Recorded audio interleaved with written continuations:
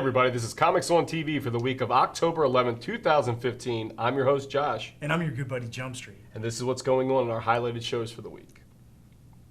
The season premiere of Walking Dead kicked off this week with a star-studded event at Madison Square Garden in New York City where the entire full cast was there. Apparently my invitation got lost in the mail. Anyway, season 6 kicks off in a great way with a zombie horde the likes nobody's ever seen. Just thousands of these rotten bastards walking around, bumping into each other, smelling bad, trying to break their way out. If you didn't see the episode, just picture it's Black Friday and Best Buy just opened. Same exact thing.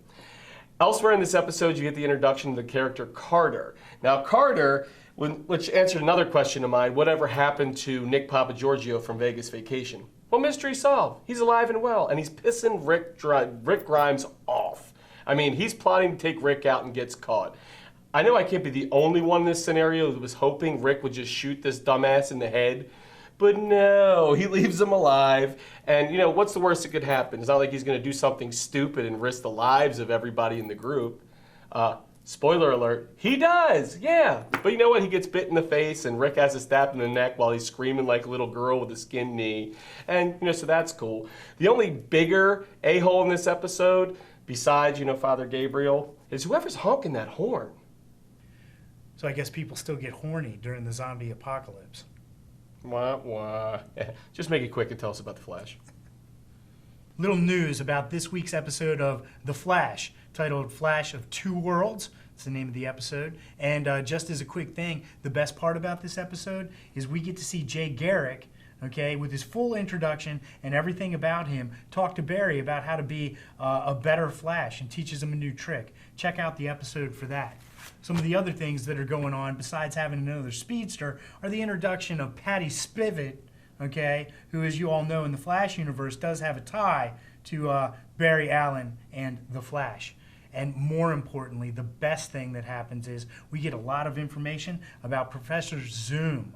So everybody look out for Zoom. He's a new player to the game, but the reintroduction of Harrison Wells at the end of the episode makes me wonder if somehow he might be Zoom as well. What we get in the preview for next week's episode is going to be Captain Cold with his father, Colonel Cold, played by the great Michael Ironside. So this is how Sam Lane from Smallville gets down DC style on The Flash. Everybody check it out. Hey, I forgot to mention also that Cisco is confirmed as Vibe. Sweet. Yeah. You know what? Big Rick on Tuesday was out in the field and he was able to sit down with Agent Phil Coulson. Let's see what unfolded. I see you like our camera girl. Busted. Sorry. I appreciate you taking the time. No, we appreciate your time. First question, do you like dragons? See what you did there. So you do like dragons? No, really. I get it. I can't be the first to have asked. You've liked them for a while now, right? I think you are. It's fairly recent. So when did you realize you first liked dragons? That's not what we came here to discuss. But I thought you wanted the world to know. Keep doing that, things are gonna get ugly real fast. Rick, that was a really impressive interview. It really was. You know, it takes a lot of brains to pull that off. Let's take it back over to Big Rick and have him tell us what happened on iZombie this week. Thanks, guys. This week on iZombie, Liv didn't follow proper police protocol. After eating some frat boy brains as a bonus, her vocabulary increases to brotastic levels. As she enters the bro zone, her attempts to find the brociopath killer are met with some difficulty. Her momentum increases as she goes to a frat party. Luckily, she doesn't go all Bronan the Barbarian or Brohammed Zombie on any of the other frat boys, as one of them tries to throw some brogue her direction. She remained unapproachable. Still, Liv remains hot like Scarlett Johansson, giving everyone a total broner, making it a prolific episode. Yeah, here Major's actually changing his name to Major Broner. I have one that's straight as an arrow right now. Oh, segue.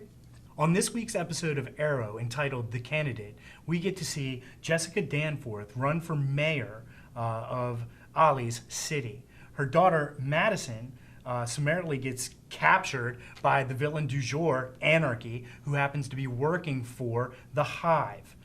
Neil McDonough, the actor that plays Damien Dark, brings a particular gravitas and menace to his role that I appreciate in everything he's in. Plus, it's nice to see a swap from his Dum Dum Dugan character over in the Marvel Universe. and seeing him get it on here in the DC universe is actually great. One of the best things about this episode is you get to see Felicity take control of Palmer Tech. Okay, and we see her come up with an innovative plan that not only helps keep the Palmer Tech employees employed, but forces somebody into a position where they have to come up with something awesome within the next 6 months. So I'm looking forward to those developments. The biggest thing in this episode, besides Thea turning into a virtual rage monster after her return from the Lazarus pit and being unable to control herself and the violence that she creates when she's out with Ollie, is what happens with Laurel. Laurel decides that she's going to resurrect Sarah, and they're going to Nanda Parbat. Everybody, Ollie's involvement in this and his relationship with Diggle and the things that happen, I think that's great. Everything's good. Check out the episode, because you will find that while Anarchy seems to be free and clear at the end of the episode, he's kind of a douche. So look forward to Arrow and checking it out. And on to Gotham. Let's take a moment to just talk about one of my favorite characters on this show, Alfred Pennyworth. I mean, we've seen this guy be a total badass, a ladies' man, and there's another side to Alfred, and that side is a total dick to children. Yeah, that's right, telling off Selena Kyle this week, making her feel like a total piece of gutter trash and casting her aside. Well played, Alfred. Well played. Barbara Keene once again causes a sultry stir with yet another steamy kiss with Theo's sister. Yeah, I wonder why they keep adding this scene in.